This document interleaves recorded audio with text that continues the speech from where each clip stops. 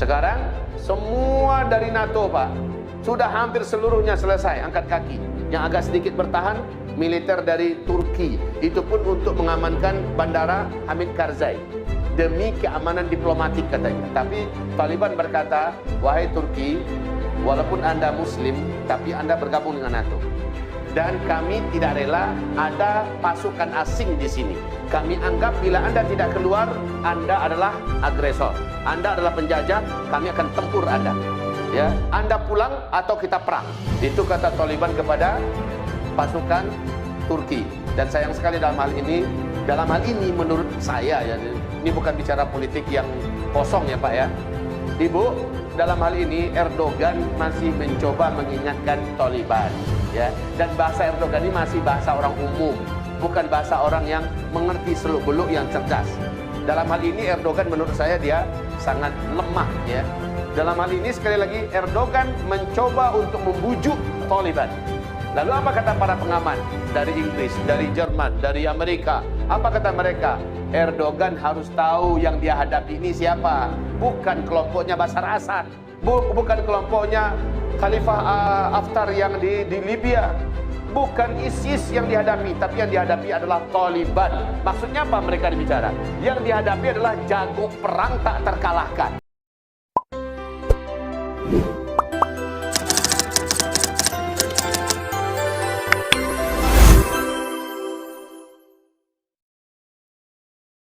Tapi seluruhnya angkat kaki dalam keadaan hina dan malu. Hina sehina-hinanya. Saya lihat bagaimana video mereka keluar dalam keadaan gak ada gagah-gagahnya lagi Pak. Keluar dalam keadaan malu ya. Tidak bisa bicara apa-apa dan tidak punya daya tawar apa-apa. Amerika terhadap Emirat Islamiyah Taliban. Mereka dipastikan harusnya 11 September 2021 ini sudah keluar semua. Tapi sekarang mereka percepat. Apa kata Joe Biden? Kami tidak akan lagi mengambil risiko dengan mengirimkan tentara-tentara militer kami ke Afghanistan. Kami tidak akan lagi mengambil risiko. Ya. Jadi sudah mereka akhiri. Dari Donald Trump yang begitu garang dan ganas, ciut nyalinya di depan Taliban. Sekarang Joe Biden mengatakan dipercepat. Sekarang semua dari NATO, Pak, sudah hampir seluruhnya selesai angkat kaki. Yang agak sedikit bertahan militer dari Turki, itu pun untuk mengamankan bandara Hamid Karzai demi keamanan diplomatik katanya. Tapi Taliban berkata, wahai Turki, walaupun Anda Muslim, tapi Anda bergabung dengan NATO. Dan kami tidak rela ada pasukan asing di sini. Kami anggap bila Anda tidak keluar, Anda adalah agresor, Anda adalah penjajah, kami akan tempur Anda.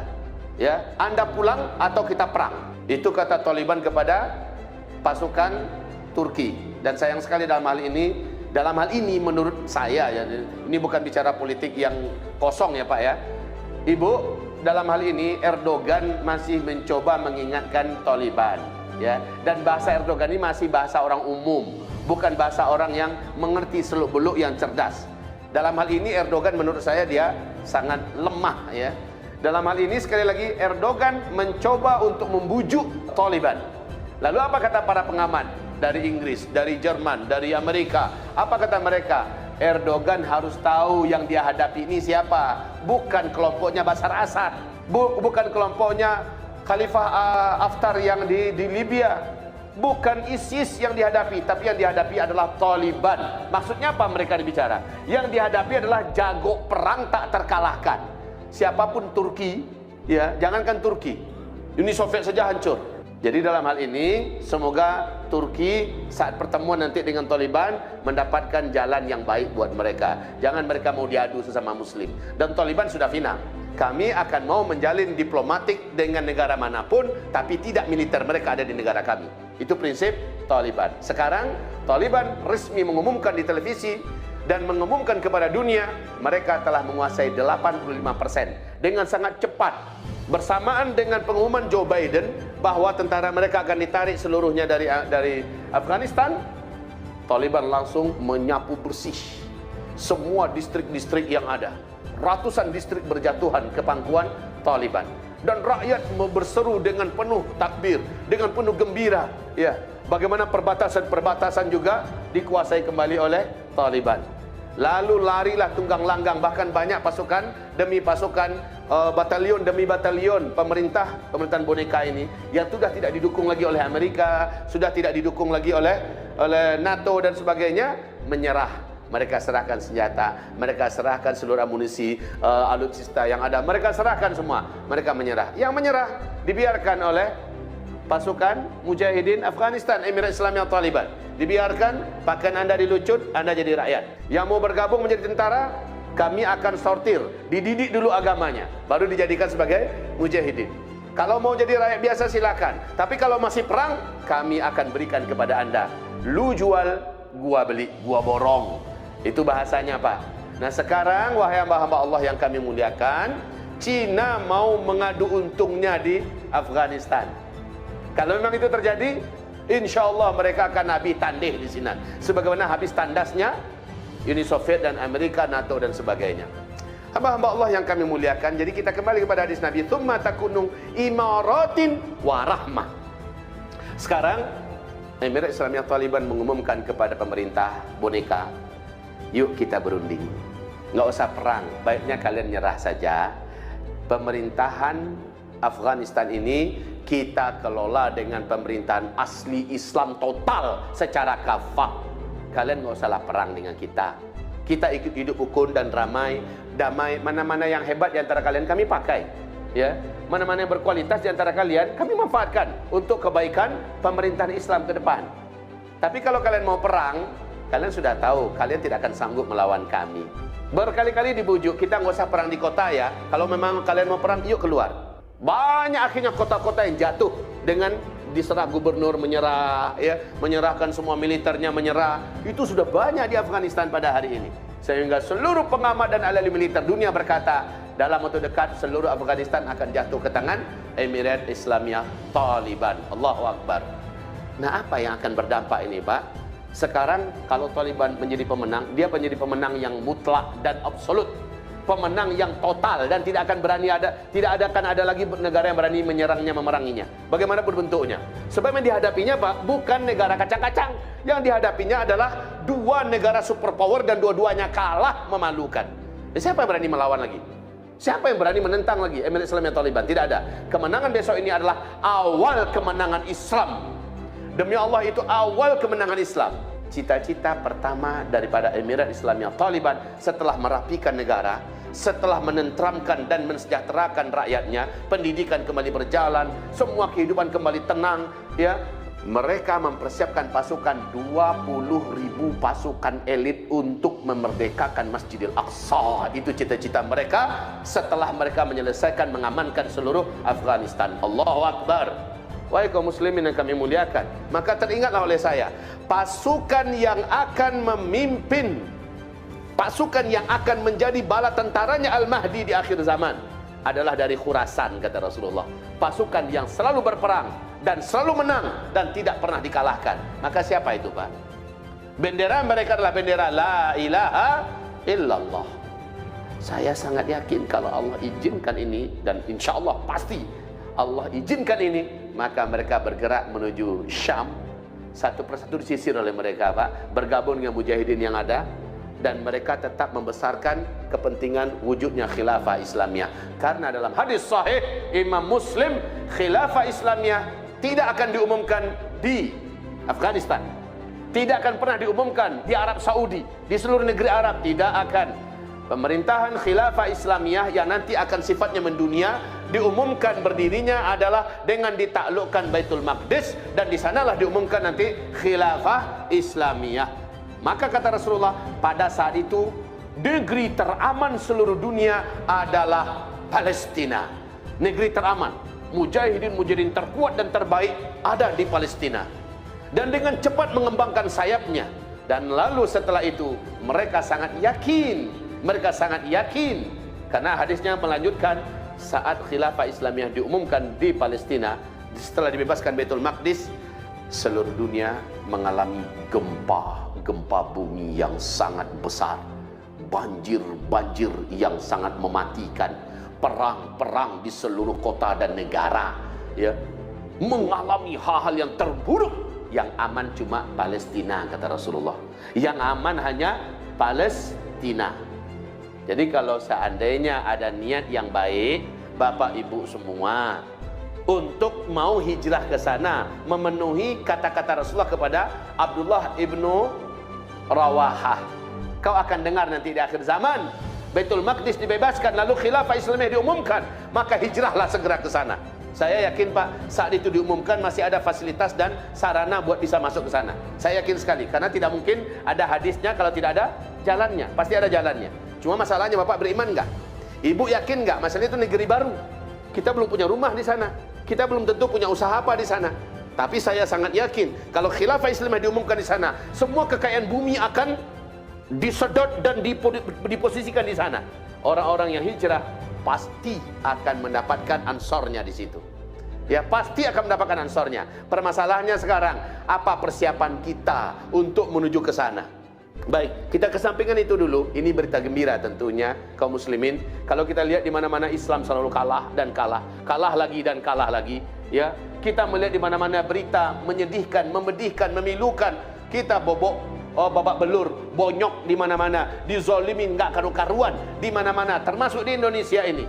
Maka masih tetap ada bintang terang yang memberikan petunjuk kepada kita, masih ada secercah kegembiraan dan kebahagiaan yang menghibur kita. Saat ini adalah Afghanistan ini. Masya Allah. Wahai hamba-hamba Allah kami muliakan, Rasulullah SAW mengatakan bahwa sangat banyak kematian yang terjadi, dan itu kematian seluruhnya tidak terduga-duga. Dan angka kematiannya bukan sedikit Pak. Seperti kata Dr. Tifauzia, saya dengarkan bagaimana ketika beliau diwawancarai oleh FNN yang dipandu oleh Harsubeno Point, ya, Harsubeno Arif, ya, di mana beliau mewawancarai Dr. Tifauzia. Beliau mengatakan, kita akan lihat, sama-sama kita saksikan 2021 ini sampai akhir 2021 akan banyak yang mati, bertumbangan di mana-mana, ya, kematian massal di mana-mana. Nah, ibarat Allah yang kami muliakan, apa yang dikatakan oleh beliau sebenarnya nggak jauh-jauh dengan nubuat Nabi Sallallahu Alaihi Wasallam. Rasulullah SAW bersabda, nanti di akhir zaman kalian akan menyaksikan kematian manusia menjelang kiamat seperti, ya, menjelang saat-saat tanda-tanda besar kiamat akan muncul. Manusia akan banyak mati seperti penyakit yang ada pada kambing, sehingga kambing sedang berjalan mati, kambing sedang berumput mati, ya, kambing sedang santai mati, kambing sedang kawin mati, ya. Pokoknya mendadak mati, dan ini akan terjadi di akhir zaman. Ibarat Allah yang kami muliakan, kita kembali lagi, antara kematian mendadak semacam pilihan kita memang sudah tidak ada. Pilihan kita sekarang cuma memilih apa yang dikatakan Nabi. Kalau yang masih hidup, kata Nabi, bersabarlah kamu dan maksimalkan solat kamu, baik solat berjamaah 5 waktu di masjid, atau solat tahajud, solat duha, solat sunat lainnya, perbanyak. Karena orang-orang yang tetap bersabar dengan konsep sabar yang dulu kita bedah, ya. Ingat surat apa dulu yang kita bedah? Surat Ali Imran. Saat kita membedah surat Ali Imran tentang siapa sebenarnya orang yang sabar, kita sudah uraikan. Begitu yang sabar, mereka tidak mau menyerah, mereka tidak mau mengalah, mereka tidak mau mengibarkan bendera putih, dan mereka juga tidak pernah mau tunduk kepada kemauan musuh dan lawan. Wahai hamba-hamba Allah, saya yakin Bapak Ibu mengerti kemana arah pembicaraan saya, di mana orang-orang beriman tidak akan pernah mau tunduk dengan rencana-rencana busuk, program-program jahat. Rasulullah sallallahu alaihi wasallam telah mengajarkan kepada kita, dan ini menjadi kesimpulan para ulama salaf, khalaf. Seperti kata Sufyan ibn Uyainah, kalau ada orang kafir atau musuh Islam melakukan suatu program atau agenda yang mereka katakan itu baik, maka kamu wajib mendatangkan 1000 lebih alasan untuk berburuk sangka kepada mereka. Datangkan 1000 lebih alasan untuk berburuk sangka kepada mereka. Itu nasihat. Nah, bagaimana dengan kita yang mencoba berbaik sangka, bertolak belakang dengan nasihat Nabi SAW? Nabi katakan, datangkan, Sufyan ibn Uyainah menyimpulkan daripada nasihat-nasihat Rasulullah SAW adalah datangkan 1000 lebih alasan. Dan ini pernyataan Imam Syafi'i hampir-hampir mirip, di mana Imam Syafi'i mengatakan, jangan berbaik sangka dengan musuh Islam, walaupun dia melakukan yang baik menurut pandangan publik, pandangan umum, tetapi kamu wajib mendatangkan buruk sangka. Ibarat Allah yang kami muliakan. Baik, ya, antara kita menjadi orang yang tidak bergerak tetapi tetap sabar, lalu kita tetap melaksanakan ibadah yang paling vital, yaitu solat berjamaah, ke masjid tetap ke masjid, bagaimanapun kejadian dan keadaannya berjamaah, terus jaga berjamaah, dan jadilah kita di saf pertama terdekat dengan imam. Jangan pernah putus. Kalau kita diberi Allah rezeki, solatlah tahajud, bangunlah kita, dan jangan pernah kita putuskan duha. Jangan pernah, karena inilah kekuatan yang bisa, dan kekuatan terakhir orang sabar di akhir zaman, itu menjaga solatnya. Kita kembali kepada Nabi SAW yang berdoa kepada Allah Subhanahu Wa Taala, karena akhir hayat kita, walaupun bagaimana tetap menghembuskan nafas. Kullu nafsin dha'iqatul maut, tetap ya. Namun Nabi berdoa dengan doa ini. Sekelas Nabi saja berdoa dengan doa itu, maka bagaimana dengan kita umatnya? Saya rasa dan kita semua sepakat, yakin kita bahwa Nabi mengajarkan kepada kita agar kita ikut berdoa juga dengan doa beliau. Bukankah beliau sebagai teladan bagi kita? Apa doa Nabi sallallahu alaihi wasallam? Dari Abu Yasar, ya, Rasulullah sallallahu alaihi wasallam bersabda, hadis ini dinyatakan sahih oleh Syekh Al-Albani di dalam riwayat Imam An-Nasa'i dan Al-Hakim. Nabi berdoa, Allahumma ya Allah, inni a'udzubika minat taraddi. Ya Allah, aku berlindung kepadamu, jangan sampai akhir hayat hamba, jangan sampai kematian hamba jatuh ya Allah ke jurang. Jangan sampai jatuh ke jurang. Jurang jatuh itu bisa jatuh dari pesawat, bisa jatuh dari tebing, bisa jatuh dari mobil, bisa jatuh dari kapal, bisa jatuh. Jangan sampai kami, melindungi kami matinya dalam keadaan jatuh dari tempat yang tinggi. Ini doa Nabi. Yang kedua, Nabi melanjutkan, wal hadami, lindungi kami ya Allah, jangan sampai mati kami dalam keadaan ditimbun oleh reruntuhan. Nah, itu akibat gampur ke gampur, longsor ke longsor, ya. Maka terjadilah kita mati. Kenapa mati-mati yang gini nggak sempat diurus, Pak? Kita tidak sempat dimandikan, dikapani, tidak sempat disolatkan. Namun pada umumnya Nabi berlindung kepada Allah dari kematian yang nggak bisa diurus jenazahnya. Dan juga kematian itu nggak ada hebatnya. Mati dalam keadaan tak jatuh, mati dalam keadaan tak timbun, ya. Kemudian lanjut Nabi, wal gharaqi, jangan sampai hamba mati karena tenggelam. Tenggelam masuk ke dalam tanah likuifaksi. Menggarik bumi wak gua, nan di atas masuk ke bawah, nan di bawah naik ke atas. Lunak tanah gua, Pak. Tenggelam kita. Atau kita tenggelam karena kapal karam atau tsunami datang, banjir. Kini banjir-banjir setiap negara-negara di Eropa gini, Pak, banjir-banjir gadang. Saya mengikuti berita apa tuh?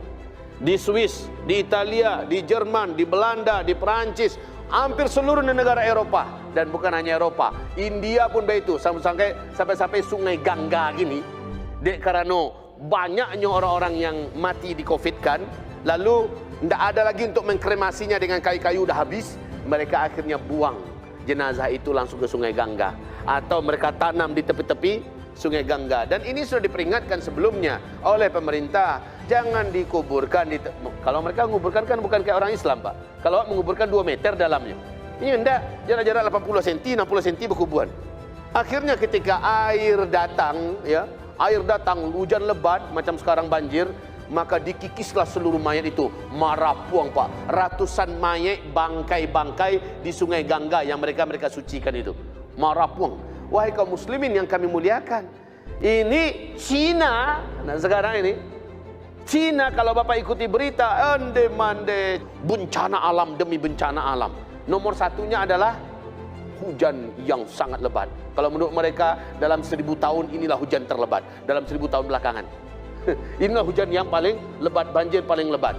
Lalu yang paling mereka khawatirkan adalah bendungan 3 ngarai mereka yang katanya bisa tahan sampai 10.000 tahun. Lalu setelah diperiksa oleh para ahli dan para pakar di dunia, mereka berkata cuma tahan 1000 tahun. Lalu setelah kembali diperiksa dan dianalisa lagi, maka mereka berkata ini hanya mampu bertahan 100 tahun. Sekarang bendung itu sudah dicari dari satelit, Pak. Dulu rancak, kini lah kilo-kilo, Pak. Kalau bendungan itu jebol, setengah Cina hilang. Setengah Cina hilang. 17 provinsi akan hancur. Dan tidak terkira nanti kerugian yang dialami oleh Republik Rakyat Tiongkok. Nah ini sekarang ditambah dengan badai. Coba Bapak buka berita ET News, buka berita ET News, seram Pak. Buka berita FIFA News, seram sekali bagaimana kejadian pada hari ini. Kota-kota di Cina, orang-orang tenggelam, ya, kemudian longsor, dan Allahu Akbar, mobil-mobil ratusan seperti kardus bolak-balik, ya, dianjutkan dengan mengerikan. Oke, kaum muslimin yang kami muliakan, di Jerman angka kematian karena banjir demi banjir dan yang masih akan terus berlanjut, yang sudah diumumkan baru 173 orang mati. Sementara ini adalah negara-negara yang notabene, Rusia juga begitu Pak, Rusia juga mengalami banjir besar, dan ini semua negara sedang mengalami. Bagi saya ini adalah akhir zaman. Indonesia sebentar lagi. Saya tidak berdoa dan tidak berharap, tetapi pasti hal yang sama akan dialami oleh Indonesia. Yang jelas BMKG untuk sementara memperingatkan terus-menerus negeri Jawa. Mulai dari Jawa Barat sampai Jawa Timur sampai Bali dan seterusnya diperingatkan akan terjadi gempa yang skalanya di atas 8,6 skala Richter. Dan tsunami-nya bisa ketinggian 20 sampai 29 meter. Ayo siap-siap. Tiap-tiap pemerintah yang ada di pesisir, Pacitan dan lain-lainnya disuruh bersiap-siap, ya, siaga. Ini ada potensi walaupun tidak diketahui kapan waktunya, fluktuasi serta ritme gempanya ini pernah terjadi 200 tahun yang lalu yang seperti ini, dan dampaknya mematikan. Jadi Indonesia dalam keadaan diancam Pak, atau terancam oleh bencana-bencana yang mengerikan. Ditambah dengan Kalimantan dan Sulawesi, tempat yang paling panas sekarang ini secara politik dan menimbulkan kecemburuan yang luar biasa. Ini juga mengalami ancaman yang mengerikan. Ini alamnya baru ya, alamnya. Belum manusianya makin lama makin panik, makin lama makin kalut dan kalap. Inilah kejadian akhir zaman. Maka sebelumnya saya mengatakan hadis Nabi, pada saat itu kata Rasulullah, kalian akan menyaksikan hari kalian lebih berat daripada hari yang sebelumnya, dan hari ke depan lebih berat dari hari yang sedang kalian jalani. Berarti ke depan lebih berat Pak, lebih berat. Apa yang Nabi perintahkan? Isbiru. Tak ada perintah yang lain. Nabi mengatakan isbiru, bersabarlah kamu. Itu perintah Rasulullah sallallahu alaihi wasallam. Bersabarlah kamu. Dengan sabar, surat Ali Imran ayat 50, 54, 55, 56, bahas terus.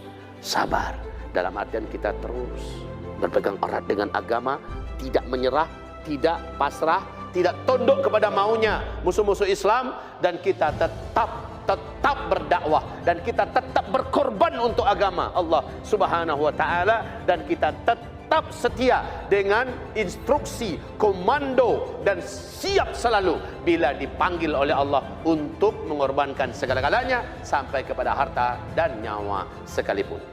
Ya, nah demikian sekedar tazkirah, pengingat dan penyegar kepada Bapak Ibu, jangan sampai lupa dan lalai. Ya, kita memang di puncak-puncak menuju kepada putus asa. Saya tahu itu Pak.